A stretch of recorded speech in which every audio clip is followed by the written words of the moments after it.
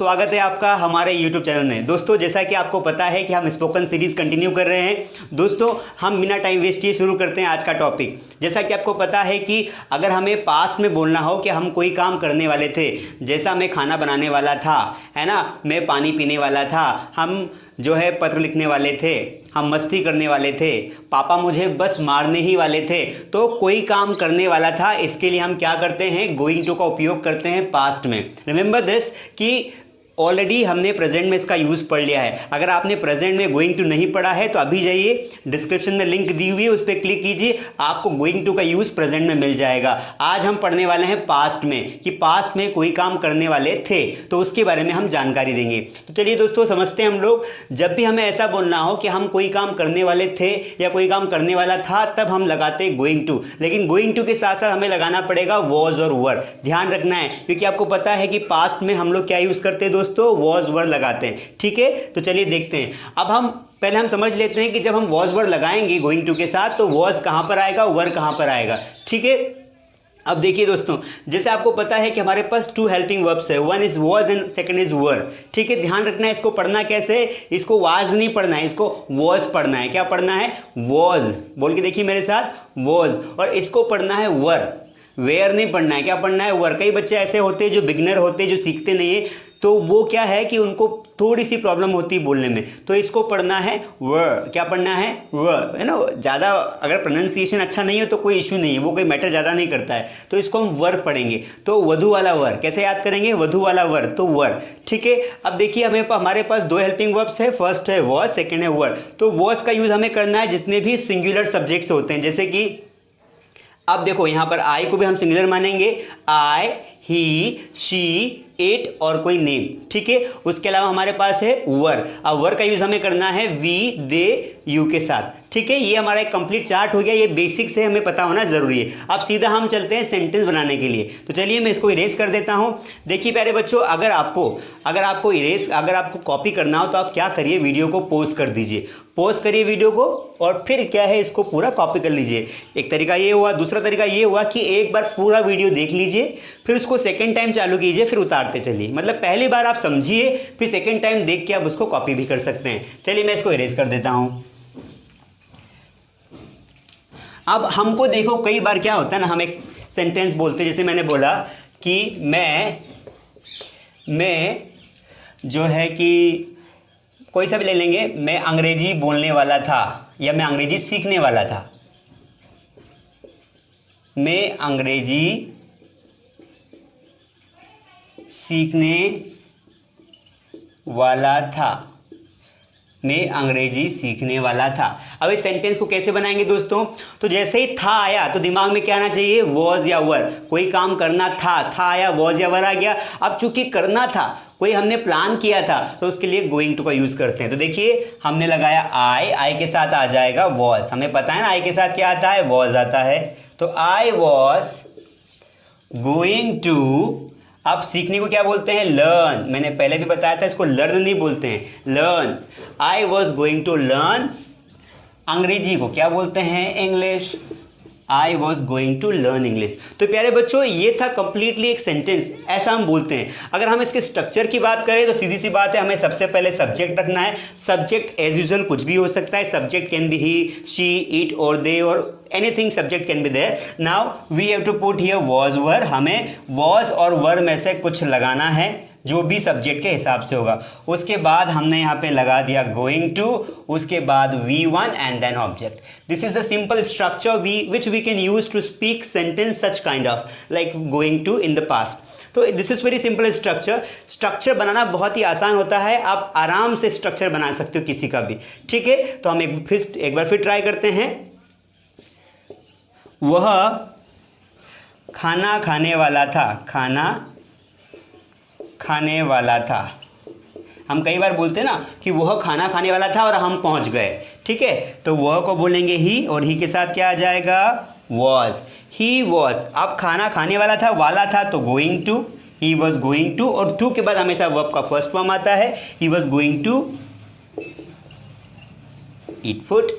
ठीक है दोस्तों, तो इस तरीके से हम बहुत सारे सेंटेंस बना सकते हैं। चलिए 4 से 5 सिंपल सेंटेंस की प्रैक्टिस करते हैं, इसको पॉज करके कॉपी कर लेना। चलिए देखते हैं। मैं तुम्हें कॉल करने वाला था, I was going to call you. ठीक है, मैं कपड़े खरीदने वाला था, I was going to purchase clothes. ठीक है, मैं बिस्तर लगाने वाला था, I was going to arrange the bed. ठीक है, हम मस्ती करने वाले थे, है ना, हम मस्ती करने वाले थे, हम मतलब we were going to make fun. मस्ती करने को मेक फन बोलते हैं। ठीक है, वह शादी में नाचने वाला था, he was going to dance in the marriage. ठीक है, हम बिल्डिंग से कूदने वाले थे, we were going to jump from या ऑफ, दोनों आ सकता है। मैं आपको जब प्रिपरेशन पढ़ाऊंगा तो ध्यान रखना है, तो यहाँ पे ऑफ लगाइए, ऑफ द बिल्डिंग। ठीक है, वह कार चलाने वाला था, he was going to drive a car. मैं जो है कि मैं भागने वाला था, I was going to run. तो ऐसे हज़ारों सेंटेंस आप बना सकते हैं, बस आपको प्रैक्टिस करना है। तो दिस वॉज द सिंपल। आपको उम्मीद करता हूँ कि आपको समझ में आया होगा कि वर्ड्स का यूज़ कहाँ करना है, वर्ब का यूज़ कहाँ करना है। क्योंकि पास्ट में गोइंग टू का यूज़ कब करते हैं, जब हम कोई काम करने वाले थे। अब वो हमने कर भी दिया होगा या नहीं भी कर दिया होगा, लेकिन हम पास्ट में जब उसका डिस्कशन करते हैं तब हम गोइंग टू का यूज़ करते हैं। प्यारे बच्चों, इस प्रकार के सेंटेंस हम बहुत बोलते हैं, इसलिए आपको वॉज वर्ब के साथ गोइंग टू लगाना है और वाक्य बनाना है। चलिए, I hope you have understood now. Let me erase this and then will go for the negative and interrogative. ठीक है, आज ही फ्यूचर कंप्लीट करेंगे और वीडियो के अंत तक बने रहिए, क्योंकि वीडियो के अंत में आपको मैं बताऊंगा कि हम लोग फ्यूचर में गोइंग टू का प्रयोग कर सकते हैं या नहीं कर सकते हैं। ऐसे बच्चे जो बिल्कुल ग्रामेटिकली भी अच्छे से पढ़ना चाहते हैं वो लास्ट तक देखिए, ताकि आपके पूरे कंसेप्ट क्लियर हो जाए। तो मैं आपको बताऊंगा कि विल बी गोइंग टू होता है कि नहीं होता है, और होता है तो फिर कैसे होता है, या फिर उसकी जगह हम सिर्फ विल का यूज ही कर सकते हैं। तो पूरा कंसेप्ट क्लियर करवाऊंगा, लास्ट तक बने रहना। चलिए इसको इरेज कर लीजिए, ये और हमने कर दिया इरेज। अब हम इसका बनाएंगे नेगेटिव। देखो बच्चों, अगर हमें बोलना हो कि वह हंसने वाला नहीं था, वह हंसने वाला नहीं था, नेगेटिव सेंटेंस हो गया। वह हंसने वाला नहीं था, सिंपल सी बात है। जब भी मैंने आपको सिखाया है, जब भी हमें नेगेटिव बनाना हो, स्ट्रक्चर की जरूरत नहीं पड़नी चाहिए बार बार कि स्ट्रक्चर लिख लूँ फिर बनाओ। No need to write structure, we need to write structure first time when we make simple sentences. Second time when you are making negative, just make negative putting the not after helping verb. Understand? Now see, he was not, है ना, helping verb के बाद not लगा दिया, negative है तो negative नहीं था तो नॉट नहीं लगाते। He was not, after not we will put going to, he was not going to. और हंसने को क्या बोलते हैं? Laugh. He was not going to laugh, वो हंसने वाला नहीं था। अंडरस्टैंड? उसके बाद हम लिखेंगे वह बैठने वाला नहीं था, या हम बैठने वाले नहीं थे, बैठने वाले नहीं थे। कैसे बनाएंगे दोस्तों? चलो बनाइए फटाफट, वैसे तो आप बहुत टैलेंटेड हैं। We were not going to sit. प्यारे बच्चों, देखिए दो प्रकार का सिट होता है, मैं आपको बता दूं, आप मेरे साथ समझते रहिए, बेसिक ग्रामर कंसेप्ट्स क्लियर करूंगा। देखिए, एक तो होता है सिट, दिख रहा है आप लोगों को, एक क्या होता है दोस्तों? सिट होता है। इसका मतलब क्या होता है? सिट मतलब एक वर्ब है जिसका मतलब होता है बैठना, और एक होता है सिट, ये वाला सीट। देखिए, इस सीट का मतलब क्या होता है? जो सीट होती है ना, जो ऑक्यूपाइड सीट होती, जो जगह होता है बैठने के स्थान को क्या बोलते हैं? सीट बोलते हैं। बैठने का स्थान, उसको क्या बोलेंगे? सीट। जैसे आपको बोलना है कि सीट लीजिए, मतलब बैठिए, तो आप क्या बोलेंगे? Have a seat. तो आपको ये वाला सीट बोलना है।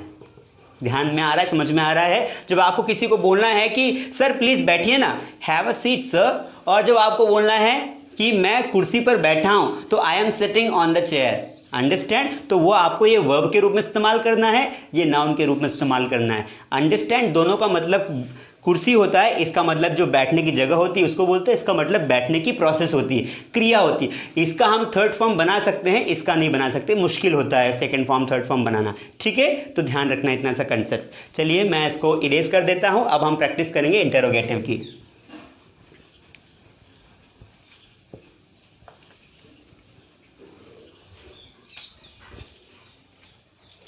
क्या तुम होमवर्क कंप्लीट करने वाले थे? कई बार होमवर्क कंप्लीट नहीं होता है ना। क्या तुम गृह कार्य होमवर्क को क्या बोलेंगे? गृह कार्य। क्या तुम गृह कार्य पूर्ण करने वाले थे? पूर्ण करने वाले थे। क्या तुम गृह कार्य पूर्ण करने वाले थे? In the last will put the question mark because the sentence is interrogative. Now see, हमने जैसे ही देखा कि वाले थे आया, मतलब हमारे दिमाग में गोइंग टू आ जाना चाहिए। अब दोस्तों जैसे ही गोइंग टू आएगा तो आपको क्या करना है प्यारे बच्चों? आपको गोइंग टू लगाना है। अब आपको देखना है गोइंग टू की बात कि प्रेजेंट है कि पास्ट है कि क्या है। अगर प्रेजेंट होगा तो क्या करेंगे दोस्तों? प्रेजेंट होगा तो हम क्या लगाएंगे? इज एम आर लगाएंगे। पास्ट होगा तो क्या लगाएंगे? वॉज वर लगाएंगे। तो देखिए, तुमको क्या बोलते हैं? यू बोलते हैं। यू के हिसाब से आगे क्या आ जाएगा? वर आ जाएगा। वर यू, बचा हुआ गोइंग टू। यहाँ पर वर यू गोइंग टू, और पूर्ण करने को क्या बोलते हैं? कंप्लीट करना, फिनिश करना। हम दोनों इस्तेमाल कर सकते हैं। तो were you going to complete, were you going to complete the homework. Homework को शॉर्ट फॉर्म में लिख दिया, इस तरीके से वाक्य बना दिया। Were you going to complete the homework. एक और वाक्य लेते हैं। क्या वह गाना, क्या वह गाना गाने वाली थी? क्या वह गाना गाने वाली थी? प्रोग्राम में भी लगा दो अगर बड़ा सेंटेंस करना हो तो, कि प्रोग्राम में क्या वह गाना गाने वाली थी। हम वाक्य बनाएंगे। अब देखो, वाली थी आया तो वी गॉट द पॉइंट कि इट्स गर्ल, ये एक लड़की की बात हो रही है, तो हमने यहाँ पे क्या लगा दिया? शी लगा दिया। अब शी के साथ आगे क्या आ जाएगा? वॉज आ जाएगा। अगर यहाँ पे यू होता तो वर आता, दे होता तो वर आता। दैट शुड बी अंडरस्टूड, है ना। It should be on tongue कि हमें किसके साथ क्या लगाना है, and that comes through practice. That is why keep practicing. बार बार मैंने कहा ना कि आई वॉज, ही वॉज, जैसे बोलते रहो तो ऑटोमेटिक याद हो जाएगा, हमें लर्न करने की आवश्यकता नहीं पड़ेगी। तो वॉज शी। अब देखो यहाँ पर गाना गाने, अब तो इसमें एक तो गाना क्या है? एक नाउन है, मतलब एक ऑब्जेक्ट है, और एक गाने की प्रक्रिया है, मतलब वो वर्ब है। तो हमें यहाँ पे वर्ब चाहिए, तो उसके पहले हम गोइंग टू लगा देंगे। तो was she going to sing a song? Question mark. Was she going to sing a song. अब बच्चों को कई बार क्या होता है, जो बिगिनर्स होते हैं ना, they have a biggest problem in to understand like कि सर ये खाना खाना। अब यहाँ पर दो शब्द आ गए कि खाना और एक खाना, है ना। तो कई बार वाक्य में हम जब हिंदी बोलते तो हमारा जो कंसेप्ट होता है वो क्लियर होता है हिंदी में, कि खाना मतलब एक तो हो गया खाना बना हुआ और एक हो गया खाने की प्रोसेस। तो ध्यान रखना है खाना खाना, तो ध्यान रखना है एक खाने के लिए हमें इस्तेमाल करना है क्या? ईट, और एक खाने के लिए इस्तेमाल करना है फूड। उसी प्रकार गाना गाना क्या होता है? गाना गाना। तो यहां पर भी एक गाना तो क्या है? एक प्रोसेस है जिसको हम सिंग बोलते हैं, और एक क्या है? एक जो है हमारा गाना है जिसको हम बना हुआ गाना बोलते हैं। ठीक है।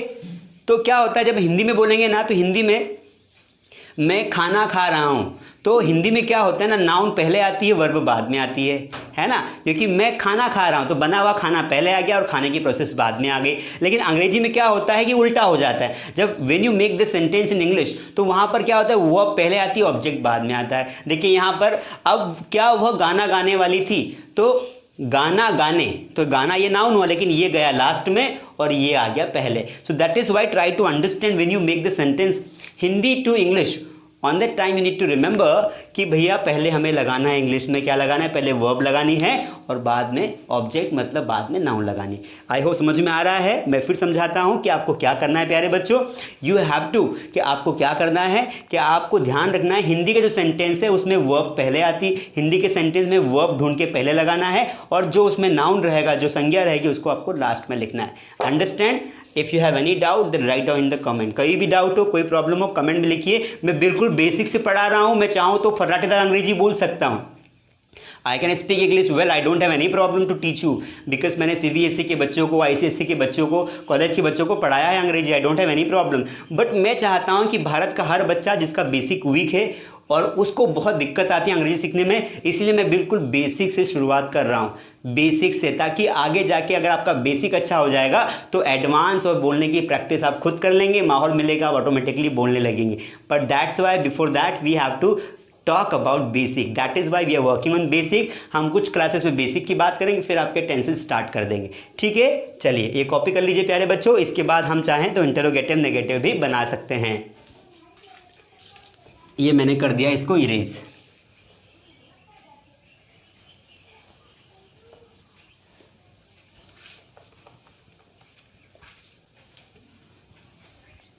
अब क्या वह तुम्हें बुलाने वाला नहीं था? एक ही सिर्फ इंटरोगेटिव नेगेटिव देख लेते हैं। क्या वह तुम्हें बुलाने वाला नहीं था? क्या वह तुम्हें बुलाने वाला नहीं था? कैसे पहचाना कि this is interrogative negative? Because here क्या आगे आया और नहीं भी आया तो इंटरोगेटिव नेगेटिव है। हमने सबसे पहले सब्जेक्ट देखा, सब्जेक्ट हमेशा देख लिया करो, ही लगा दिया। क्योंकि मैंने यहाँ पे स्मॉल लेटर में क्यों लिखा? क्योंकि मुझे पता है कि आगे जो है हेल्पिंग वर्ब आने वाली है, इसलिए ये वाला लेटर स्मॉल लेटर में लिख दिया। वरना जब भी कोई सेंटेंस शुरू होता है तब उसका पहला लेटर कैपिटल होता है। चलिए, तो वह के हिसाब से आ जाएगा वॉज आगे। वॉज ही चूंकि नेगेटिव है तो हमने नॉट लगा दिया, वॉज ही नॉट। उसके बाद बचा हुआ गोइंग टू वर्ब के साथ आता है तो गोइंग टू। अब बुलाने को बोलते हैं कॉल, है ना। Was he going to call, was he not going to call you, तुम्हें के लिए आ गया। This is the simplest way to make the sentence. बहुत आसान है। If you have a more problem in making the sentence then you can write the structure also. अगर आपको शुरुआती दौर में अगर आपको वर्ड्स अरेंजमेंट नहीं आ रहा है कि किसको कहाँ रखना है तो आप स्ट्रक्चर के थ्रू भी पढ़ सकते हैं, no issue in that. Basic पहले स्ट्रक्चर के थ्रू पढ़िए, धीरे धीरे आपकी प्रैक्टिस हो जाएगी, then you will be able to speak English properly, no issue in that. चलिए दोस्तों, तो इतना कॉपी कर लीजिए। अब हम फ्यूचर की ओर हमें मुड़ना पड़ेगा। क्या करना पड़ेगा? हम फ्यूचर की ओर मुड़ेंगे, ठीक है। तो चलिए फ्यूचर की ओर मुड़ते हैं।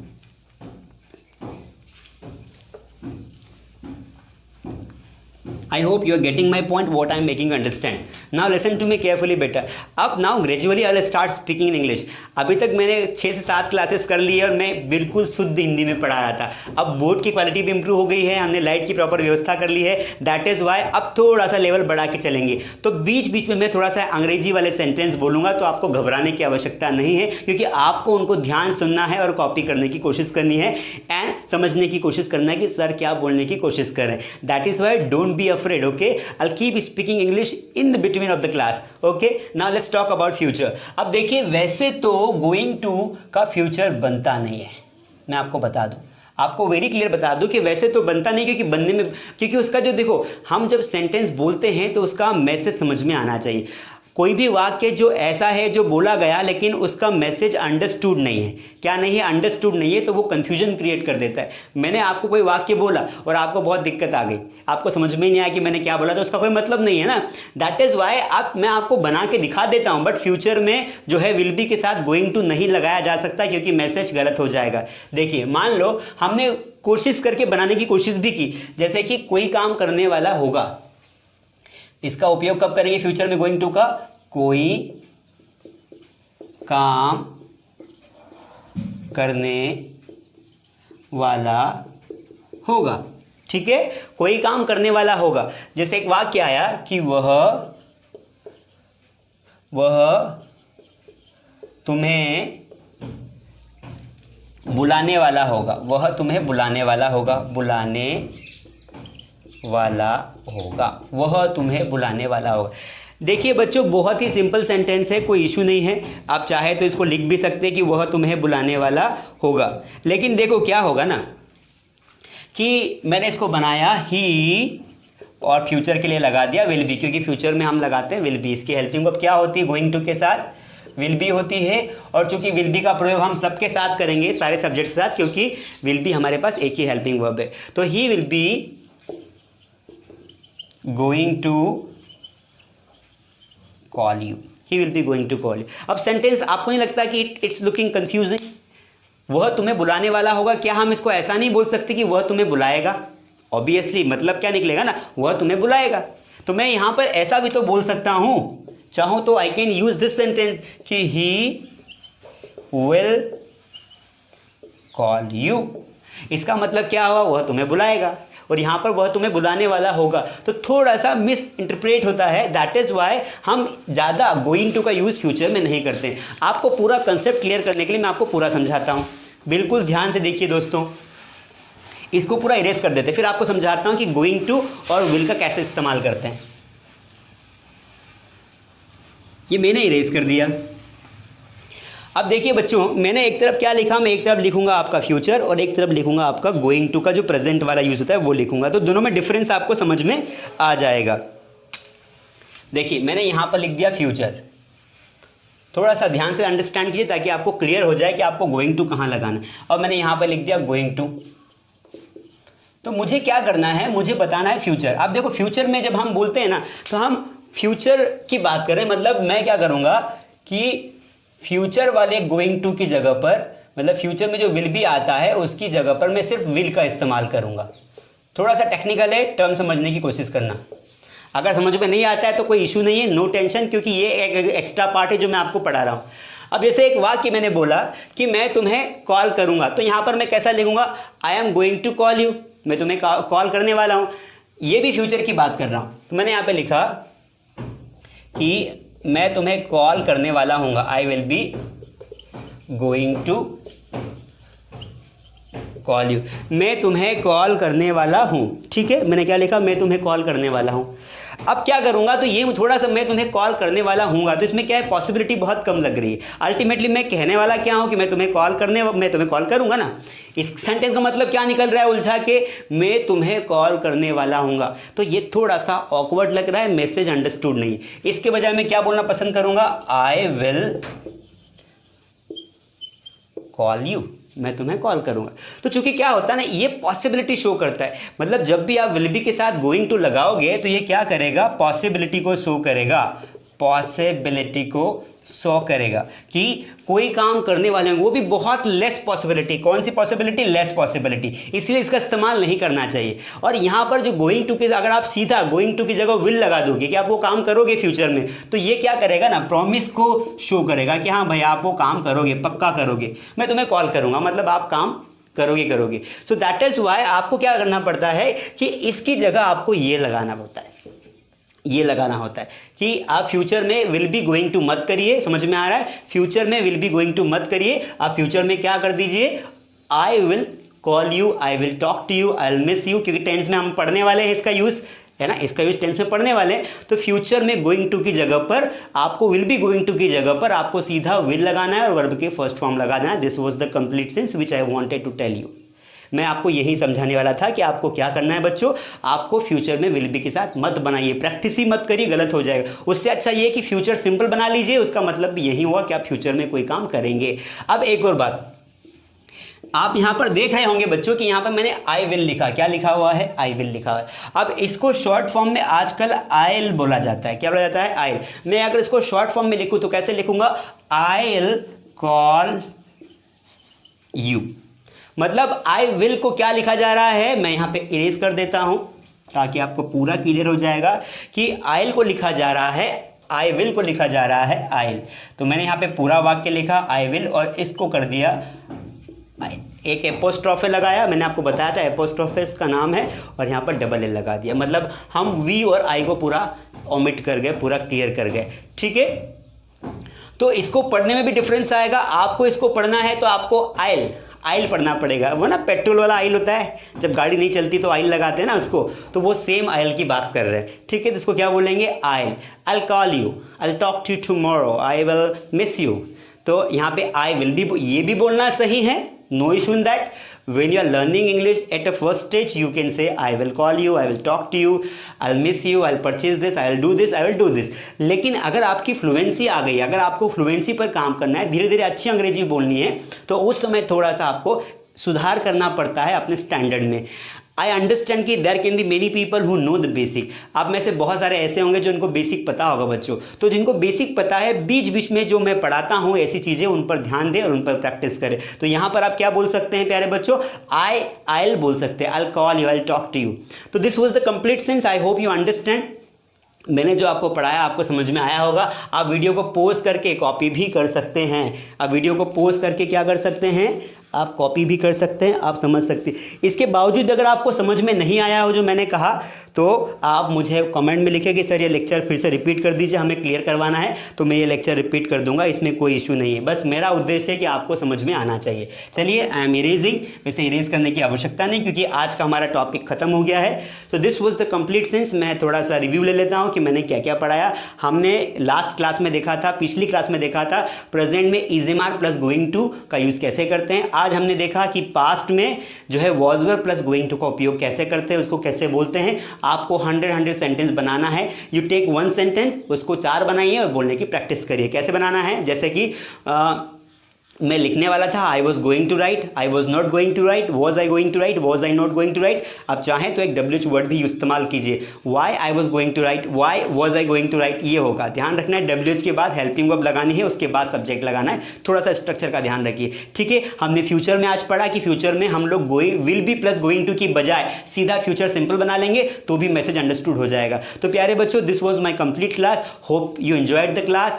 If you have any problem, अब तो काफ़ी अच्छी क्वालिटी हो गई है, लाइट काफ़ी अच्छा आ रहा है, बोर्ड भी अच्छा दिख रहा है, नो इशू इन दैट। और भी हम लगातार क्वालिटी पर काम कर रहे हैं, बस आप जुड़े रहिए, आप हमको सहयोग कीजिए, सपोर्ट कीजिए। फिर देखिए हम अंग्रेजी को, पूरे संसार के अंग्रेजी को आपके सामने उतार के रख देंगे, ये हमने सोच के रखा है। आपके अंदर से अंग्रेजी को बाहर निकालेंगे, खींच के ले आएंगे। बस कंडीशन ये है कि you have to be in touch with us. So hope you enjoyed the video. If you have any problem, if you have any doubt, write in the comment. Appreciate us so that we can be motivated. Hope कि आपको समझ में आया होगा।